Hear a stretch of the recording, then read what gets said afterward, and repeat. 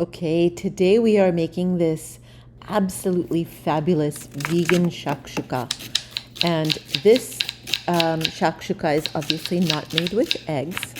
We're making it with a creamy polenta that just adds that nice texture and creaminess and umami to give you the same feeling that you would have is as if you were having eggs.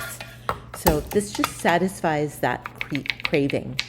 We're gonna obviously start with one chopped onion and then 4 to 5 chopped up garlic cloves. And we'll start to saute these in olive oil for about 15 to 20 minutes. So while the onions are cooking and browning and turning caramelized and delicious, we are going to set up our polenta and let that happen. So don't forget to add salt to your caramelizing onions. That releases the moisture and that gets things turning nice and brown and delicious. So just start off the onions and we'll move to the polenta. 1 cup of dried cornmeal, 1 cup of water, well, actually 2 cups of water. You want to hydrate it well so that the corn cooks and then it starts to thicken up and get super creamy. So you want to kind of let this cook slowly, stir the whole time so that you are not getting lumps. Add about 2 teaspoons salt. You can also use kala namak or black salt in this to give a little bit of that eggy flavor if you like. So that's a choice. I'm just doing regular pink salt in this. And as I said, keep on stirring slowly. You'll see it start to thicken. You don't want any lumps. I'm going to add about half a cup of nutritional yeast for a nice umami flavor, for a little bit of B12, and just adds a nice creamy umami taste to it. So keep on stirring nicely. You can also add a half a teaspoon or 1 teaspoon of miso, which also adds a lovely umami flavor. And then you want to add olive oil. That gives that nice creamy mouthfeel that you're going to want for this. A little bit of acid, so I'm using apple cider vinegar. That just lifts up the flavors. You're not going to taste any of the acid, but the balance of acid in your food is critical to making sure things taste bright and delicious. That's some cashew milk. I added about a 1/4 cup of cashew milk. And then, of course, a teaspoon of red cayenne, because that's just me and I love it. That's optional, obviously. You can see that everything is thickening up beautifully over here. So we're going to get out our plate that you want to spread the polenta out in and let it cool while we finish up the sauce. So spread a little bit of olive oil out on your plate, and then we're just gonna put the entire contents of the polenta pan onto the plate carefully and then spread it out with your hands. If you don't want to use your hands because you don't have numb nerve endings like I do, then go ahead and either first dip your hands in cold water or just give it a moment before you spread it out. Go ahead and put this in the refrigerator and we'll come back to our sauce. The onions are looking a lot more done, a little more caramelized. You're going to add a teaspoon of cumin powder. I don't know why I said pepper. Stir that up, let the cumin kind of bloom, let the flavors develop.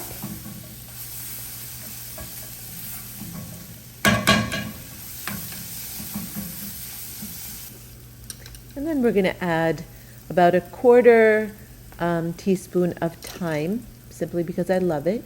And then this is baharat. So that's a teaspoon of baharat, which is a Middle Eastern, almost like a garam masala. And we'll come to about 1 cup of diced tomatoes. Stir that around, see how that looks. If it's not looking tomatoey enough to you, and it did not to me, I went ahead and added about a quarter cup of tomato paste. So that just adds, again, it adds the umami, it adds color, it adds flavor, it adds creaminess. I love tomatoes, so this just, and of course shakshuka is a tomato-based sauce. So stir that around nicely. You do want to cook it before adding the water a little bit, because a little bit, it deepens the flavor of the tomatoes if you cook it without adding water. And then we'll go ahead and add the water and let this simmer. So that's about 1 cup of water, and you're just going to let the sauce simmer.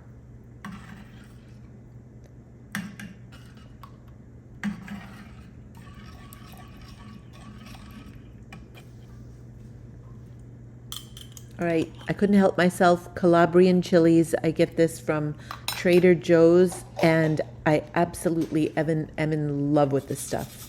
And then the final secret, you want to grate in some lemon zest. And this just adds a beautiful bright note to the entire dish. All right, put the sauce aside. We are going to cut the polenta into discs. You can also cut it into squares and rectangles or diamonds or elephants or peacocks, or it really doesn't matter. Whatever shape that you like. This one is obviously easiest for me. So we're just going to cut them into discs, and then the rest I squished back together, flattened it out, and turned that into more discs as well. So be creative here. It does not matter what you're doing, just whatever shape works for you.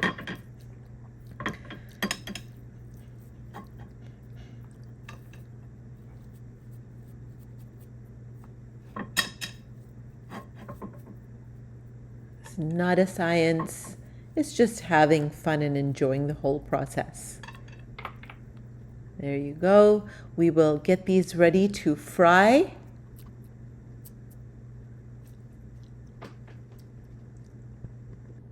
So in order to fry these, I am using cashew milk because that's what is in the polenta as well. So just doubling down on that.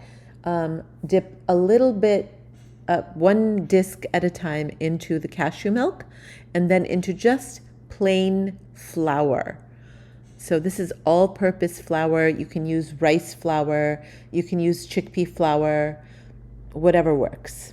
The oil needs to be at about 300 degrees so that the outside gets crispy and the inside gets cooked.